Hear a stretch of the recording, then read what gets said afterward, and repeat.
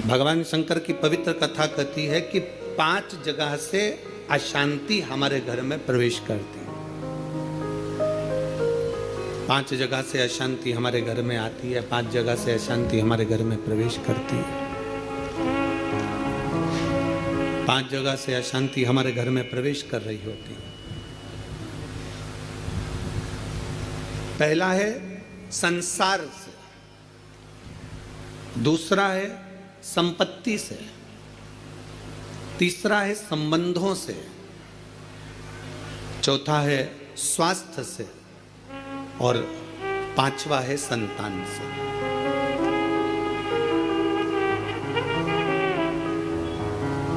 इस कथा को समझिएगा जरा कि 5 जगह ऐसी है जहां से अशांति हमारे यहां प्रवेश कर रही है। उसमें 5 जगह में एक जगह संपत्ति भी कही है। 5 जगह में से एक जगह संपत्ति को भी बताया गया कि जैसे संसार से भी अशांति प्राप्त होती है। संसार के लोगों में आप सोचते हैं कि मैं संसार में जितना रहूंगा, जितना सबके साथ में रहूंगा, उतना मुझे सुख मिलेगा, शांति मिलेगी। ना ना ना, स्कंद पुराण कहती है हो नहीं सकता।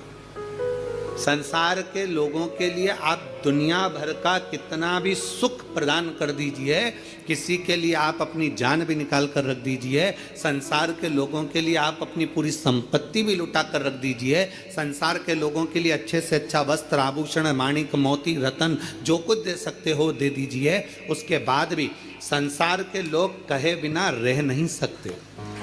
आपको कहे बिना रहेंगे नहीं। आप कितना भी सुख उनको दे दीजिए, आप कितना भी सुख उनको प्रदान कर दीजिए, आपको वो सुख आप दे भी देंगे। एक व्यक्ति अगर अपने घर की शादी में करोड़ों रुपए खर्च कर कर पूरे घर के मेहमानों को, संसार के लोगों को, सबको बुला ले और सबको बुलाने के बाद में वो सबका सम्मान करे, सबका आदर करे, सबका सत्कार करे, सब कुछ अच्छा करे, सबका आदर भी करे, सबका सम्मान भी करे, सबको खूब दे भी और खूब खूब प्रदान कर दे, उसके बाद भी दुनिया के लोग कह देंगे हराम का आ रहा होगा तो लुटा रहा होगा। ये दुनिया की रीति है, ये दुनिया का क्रम है। संसार का व्यक्ति जितना आप विचार करेंगे कि मैं संसार के अंदर रहूं, लोगों के अंदर विराजमान रहूं, मुझे यश ही यश मिले, तो बहुत मुश्किल है। आप दुनिया का सारा सुख दे दीजिए तो भी यश की प्राप्ति नहीं हो सकती। थोड़ा वक्त मिल गया तो मिल गया, किसी ने कह दिया, किसी को आपने देते रहे देते रहे देते रहे तो मिल गया। संसार अशांति देता है। संपत्ति, शिव महापुराण की कथा कहती है, स्कंद पुराण कथा कहती है कि हमारी संपत्ति भी हमको अशांति देती है। जिसके पास कुछ नहीं वो आराम से रोड के किनारे टाट बिछाकर बहुत मस्ती से सोता है।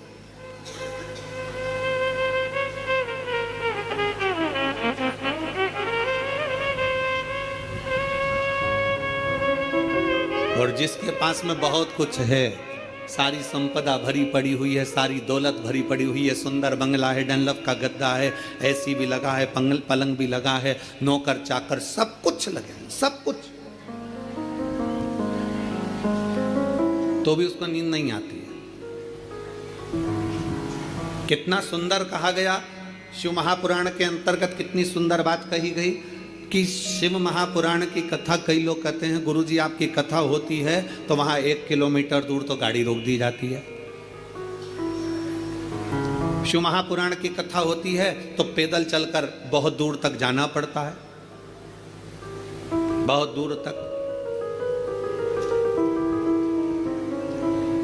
पर कोई किसी चिकित्सक से पूछे, कोई डॉक्टर से पूछे, कोई आयुर्वेद वाले से पूछे, कोई होम्योपैथिक वाले से पूछे, कोई योग गुरु से पूछे कि शास्त्र क्या कहता है, हमें स्वस्थ रहने का तरीका क्या बताता है, तो कहा सबसे सुंदर तरीका है स्वस्थ रहने का कि जितना पैदल चल सकते हो उतना जिंदगी में सुख प्राप्त कर सकते। अब भगवान भोलेनाथ जी की कथा सुनने के लिए आप लोग आते हैं, शंकर जी की कथा में आप लोग पहुंचते हैं, शिव पुराण में पहुंचते हैं, तो बाबा भोलेनाथ पहले ही तुम्हारे स्वस्थ रहने की व्यवस्था कर देता है। भोले बाबा करता क्या है कि 1 किलोमीटर दूर तो गाड़ी रुकवा देता है, तुम कितने बड़े भी सेठ हो, 1 किलोमीटर दूर गाड़ी रुकवा दी और बड़े प्रेम से पैदल पैदल आराम से चलते चलते चलते चलते कथा में पहुंच गए, आसन लगाया, बैठ गए, बैठने के बाद वापिस जाने की तैयारी हो जाती है।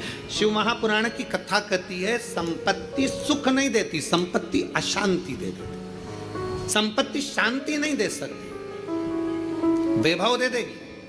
आप डनलप के गद्दे पर सो जाओगे, आप खूब जेवर पहन लोगे, आप अच्छे वस्त्र पहन लोगे, आभूषण धारण कर लोगे, सारा सुख तुम्हारे पास में आ जाएगा, पर शांति नहीं आ सकती। इसलिए बारंबार कहा गया, मिलता है सच्चा सुख केवल भगवान तुम्हारे चरण। बाकी के दुनिया का सुख कहीं नहीं प्राप्त हो सकता। दुनिया का सर्वाधिक सुख भगवान के चरणों में। आप कुबेरेश्वर बाबा की धरा पर आए हैं, कुबेरेश्वर बाबा की धरा पर कभी पहुंचे या आए तो कुबेरेश्वर बाबा की धरा पर पहुंचकर तुम कहीं पर भी एकांत में बैठ जाओ, जितनी देर बैठे रहोगे आपको ऐसा महसूस होगा कि मेरा शंकर तुम्हारे आसपास में से घूम कर निकल कर गया है। शिव तत्व की प्राप्ति कहीं और सारे तीर्थ धाम आपके चरणों में, हे गुरुदेव प्रणाम आपके चरणों में, सारे तीर्थ तीर्थ धाम आपके चरणों में, हे गुरुदेव प्रणाम आपके चरणों में। आप जितनी देर बैठोगे परमात्मा के चरणों में, जितनी देर विराजमान हो परमात्मा के चरणों में, जितनी देर बैठे हो उतनी देर तुम्हें शांति है, उतनी देर आनंद है। तो शिव तत्व कह रहा है कि संसार में शांति नहीं है, संपत्ति में शांति नहीं है। शिव तत्व कह रहा है संबंधों में शांति नहीं है। जितने संबंध बनाते चले जाओगे, नहीं साहब हमने इनको हमारा भाई बना लिया, घर का भाई नहीं बनी लिया, भाई बना के बैठे।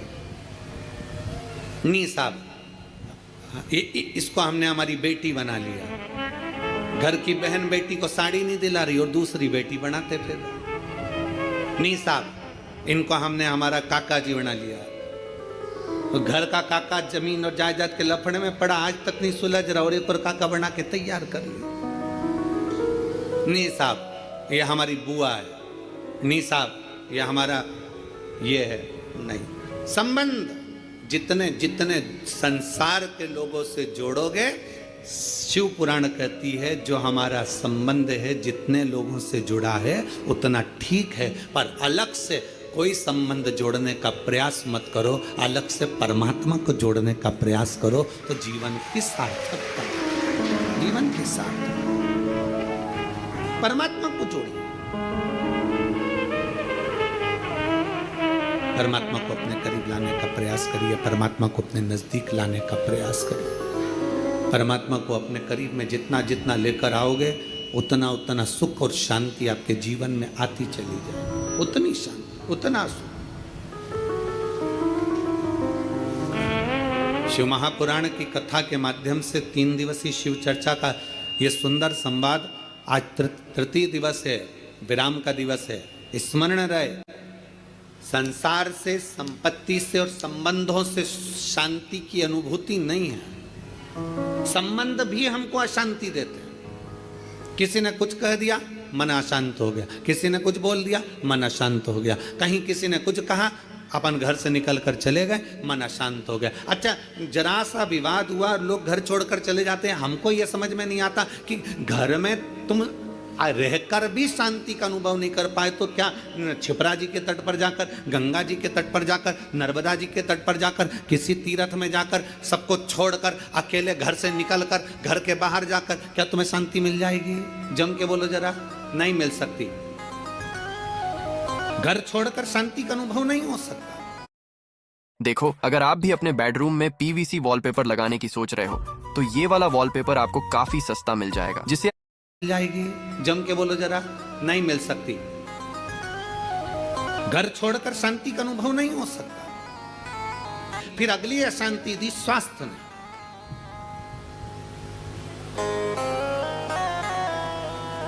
घुटने दुखने लगे, कमर दुखने लगी, पीठ दुखने लगी, अशांति होने लगी, अब मैं बहुत बीमार रहने लगी, मेरे जीवन का क्या ठिकाना गुरुजी, मेरी जिंदगी का क्या ठिकाना।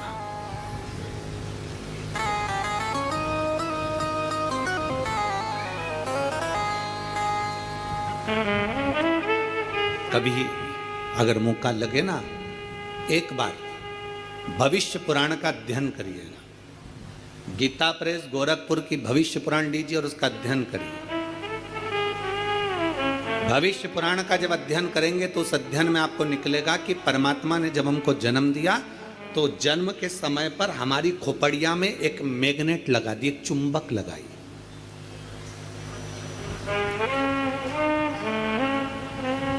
परमात्मा ने हमारी खोपड़िया में, हमारे मस्तिष्क में, हमारे भेजे में, हमारे सिर के अंदर, हमारे मस्तिष्क में एक चुंबक लगा।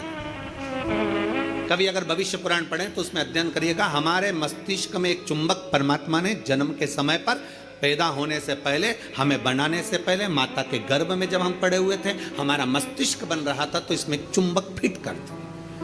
इसलिए मरने के बाद जब अंतिम संस्कार होता है, अंतिम संस्कार में जब मुर्दा आधा जल जाता है तो उसकी खोपड़िया को फोड़कर कपाल क्रिया करी जाती है।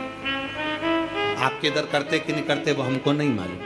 हमारे इधर की रीति है, बांस में लोटा बांधकर उसमें घी भरकर उसके घर के बेटों से, उसके पोता पोती से वहाँ पर खड़ा करवा के पोते से खोपड़िया में वो डंडा पड़वा कर वहीं घी उंडेलवा कर डंडे को फेंक दिया जाता है उस बांस। जब हमें जन्म दिया परमात्मा ने, जब हमको पैदा करा, उस समय पर माथे में, मस्तिष्क में, भेजे में एक चुंबक लगा। क्या करती है वो चुंबक? चुंबक का कार्य क्या है? चुंबक का कार्य है, अगर आपने पैसा पैसा पैसा पैसा सोचा विचारा, दिन रात पैसे पैसे में लिप्त रहे, तो व्यक्ति वो मस्तिष्क में जो चुंबक लगी है वो पैसे को अपनी ओर खींचती है। मतलब मनुष्य पैसे को आसक्ति के रूप में अपनाना प्रारंभ कर दे। अब चुंबक का दूसरा कार्य क्या है? ऐसी वो तो वैसा, वो तो वैसा, हर व्यक्ति में बुराई, क्योंकि तुम्हारे भीतर में जो भेजे में चुंबक भरी है वो बुराइयां ही खींचेगी। और अगर तुमने किसी व्यक्ति में अच्छाई देखना प्रारंभ कर दी तो तुम्हारे मस्तिष्क में जो चुंबक लगी है वो दिन रात हर व्यक्ति में अच्छाई को ढूंढना प्रारंभ कर देगी, अच्छाई खींचना प्रारंभ। एक चुंबक लगी है। अब ये बात तो अपने तक हो गई, अब मेन बात पर जाओ, मुख्य बात पर। मस्तिष्क में चुंबक लगाकर परमात्मा ने हमको पैदा करा है, एक आकर्षण देकर हमें पैदा करा है, एक चुंबक लगाकर हमें पैदा करा है। चुंबक जब पैसे को खींचती है तो पैसा ही पैसा सोचने में आता है, बुराई खींचती है तो बुराई बुराई हमारे अंदर आती चली जाती है, किसी का क्रोध खींचती है तो क्रोध हमारे अंदर आता चले जाता है। उसी तरह अच्छाई किसी की खींचती है तो हमारे अंदर अच्छाई आती चली जाती है। उसी तरह चुंबक बीमारी को भी खींचती है। हम जब एक बीमारी के बारे में सोचते जाते हैं, मेरे पाँव, मैंने सुना है किसी को पेट में बच्चादानी में गांठ पड़ गई तो मालूम पड़ा कि उसको कैंसर हो गया। मैंने सुना है किसी के घुटने में अगर प्रॉब्लम हो गई तो उसका घुटना बदलाना पड़ा, मालूम पड़ा उसमें ग्रीस कम हो गया। मैंने सुना है कि किसी के हृदय में छेद हो गया, किसी के हृदय में कुछ हो गया, किसी के चेस्ट में गठान पड़ गई तो कैंसर बता दिया गया। ये हम जरा सा हमारे शरीर में दर्द हुआ और हमने वो सोचना प्रारंभ कर दिया। क्या सोचा हमने? कि उसको कैंसर हो गया था, उसकी किडनी खराब हो गई थी, उसका लीवर खराब हो गया था, उसके साथ में ये हो गया था, उसके घुटने बदलवाए, उसको गुजरात ले गए, उसको राजस्थान ले गए, उसको वहां ले गए और उसका शरीर में ये करवाया। आंख में प्रॉब्लम हुई तो आंख के बारे में सोचते रहे, सोचते रहे, सोचते रहे। अर्थात हमने इतनी बीमारी का सोच लिया, इतनी बीमारी का सोच लिया, बीमारी वो थी नहीं, पर हमने सोच सोच के चुंबक जैसे उसको खींचकर अपने अंदर वो बीमारी को इकट्ठा कर लिया। आखिरी में वो बीमारी हो गई। ये हमारे भीतर की चुंबक है जो हमें खींच रही है।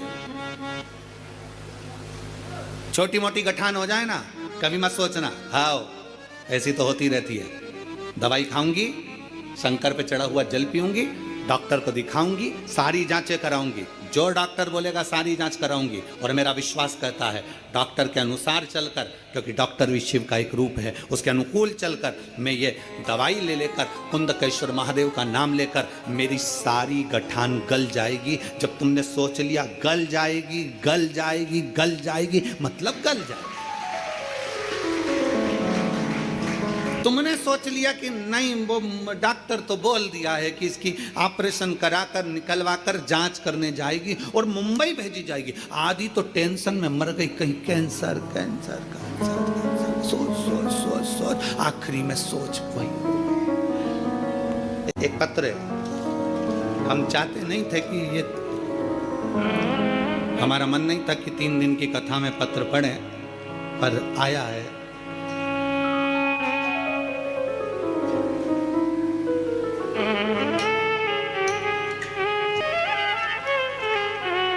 मैं किंजल, उम्र मेरी 13 वर्ष है, जालोर से आई हूँ। कहीं बैठी हैं? आप ही हैं बेटा?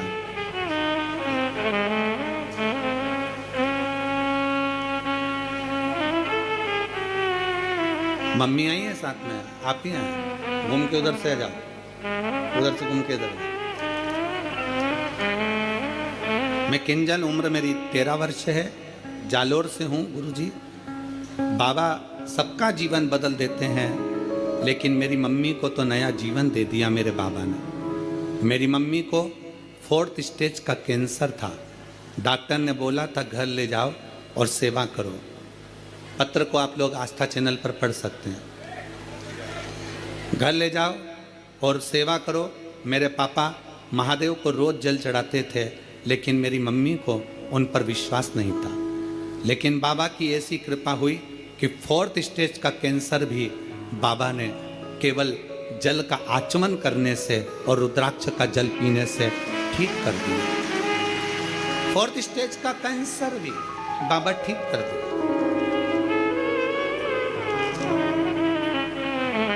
गुरुदेव, 4th स्टेज के कैंसर पे डॉक्टर ने कह दिया इनको घर ले जाओ। हम घर तो लेकर आ गए, पर हम सीहोर आ गए और बाबा सीहोर आकर हमने यहाँ से रुद्राक्ष मांगा, रुद्राक्ष लेकर गए। फिर बाबा की ऐसी कृपा हुई कि 3 साल से आज तक हमें हॉस्पिटल जाने की जरूरत नहीं पड़ी।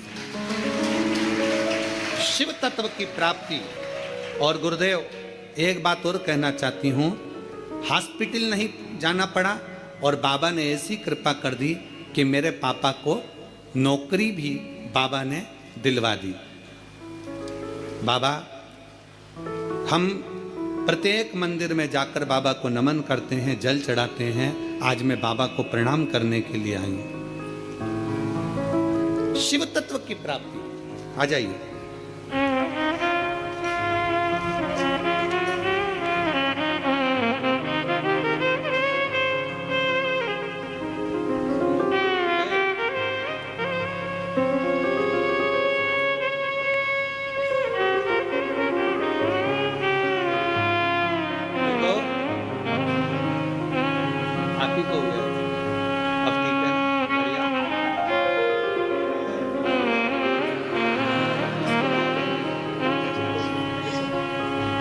खुश हो जा, बिल्कुल ठीक है ना?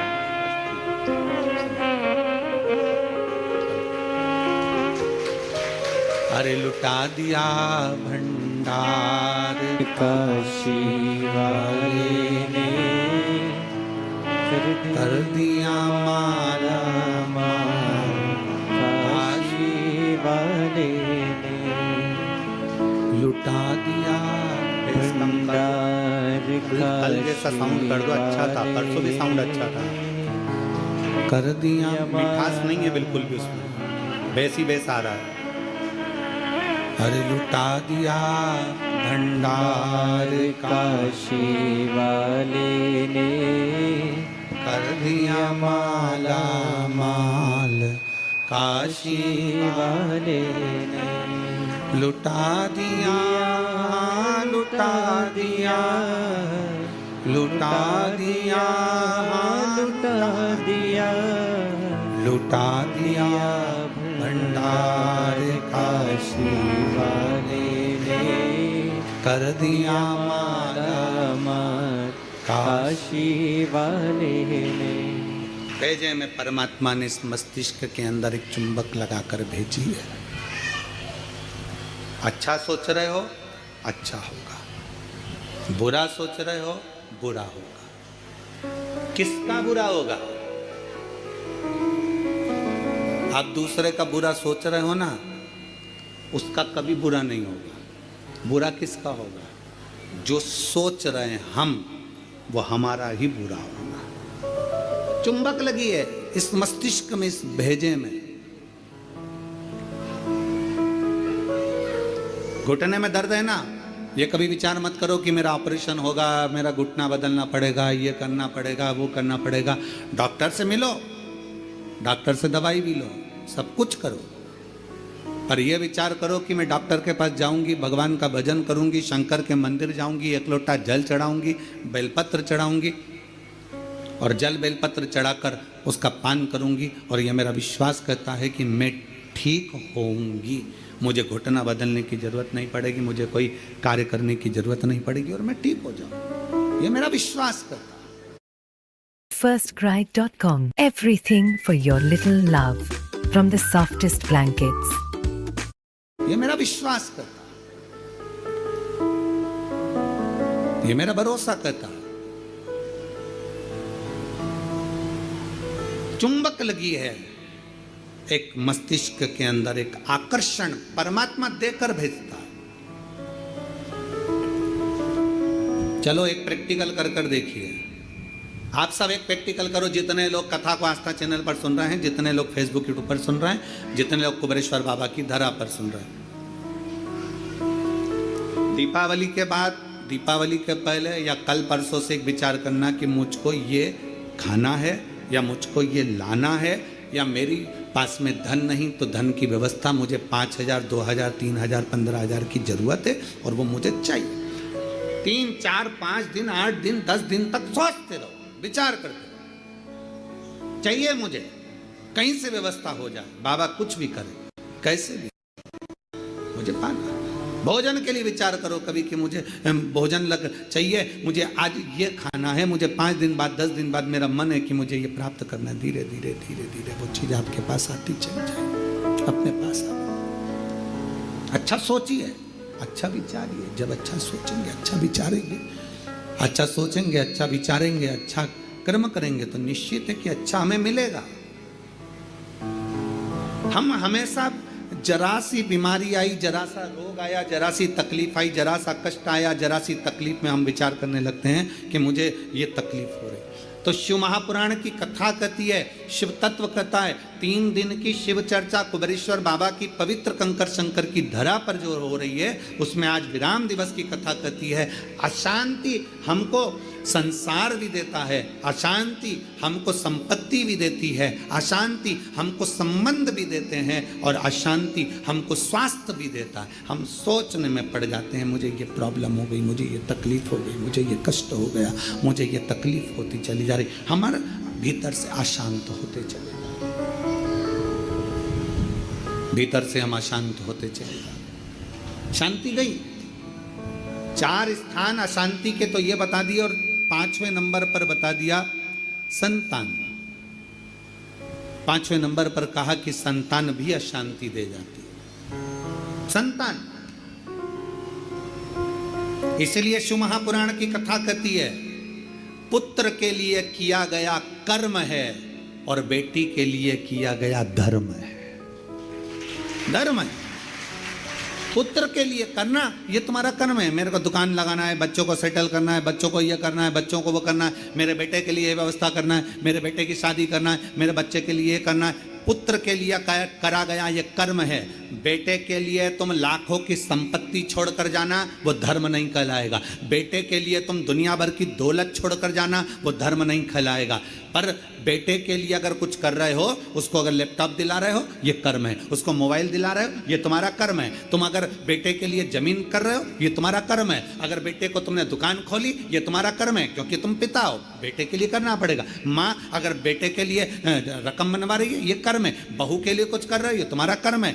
बेटे के लिए जितना करा वो कर्म है। गाड़ी लाए कर्म है, क्योंकि बेटे के लिए लाना पड़ेगी, बहुओं के लिए लाना पड़ेगी, मकान बनाना पड़ेगा, जमीन करना पड़ेगी, जायदाद करना पड़ेगी, ये सब कर्म की गिनती में आ गए, ये सब कर्म है। दुकान बनाओ बेटे के लिए, जरूरी है। जमीन करो बेटे के लिए, जरूरी है। मकान बनाओ बेटों के लिए, जरूरी है। बहू लाओ बेटों के लिए, जरूरी है। गाड़ी बंगला करो बेटों के लिए, जरूरी है। तुम्हारा कर्म है, करना ही पड़ेगा।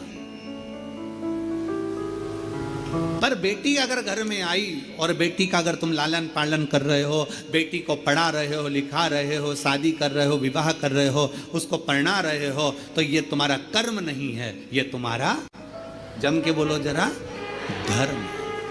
इसलिए शिव महापुराण की कथा कहती है कर्म और धर्म का लेवल बराबर लेकर चलना, अर्थात बेटे के लिए भी करो तो बेटी के लिए भी करते रहना, दोनों का लेवल बराबर लेकर चलिए। कर्म और धर्म के लेवल को बराबर लेकर चलोगे तो जिंदगी की सार्थकता सिद्ध हो जाएगी, तुम्हारा जीवन आनंदमय हो जाएगा। कर्म और धर्म के लेवल को बराबर बनाइए, बराबर। और मत बुरे कर्म कर बंदे वरना पछताएगा, भगवान की आंखों से तू बच नहीं पाएगा, तू बच नहीं पाएगा। अरे ओ अज्ञानी मत कर नादानी, अरे ओ अज्ञानी मत कर नादानी। तेरे कर्म का फल भी तू ही पाएगा, जैसा किया तूने तेरे आगे आएगा। मत बुरे कर्म कर बंदे, मत बुरे कर्म कर बंदे, वरना पछताएगा, भगवान की आंखों से तू बच नहीं पाएगा, तू बच नहीं पाएगा। अपने कर्म का लेवल और अपने धर्म का लेवल दोनों को बराबर कर कर चलिए। कर्म को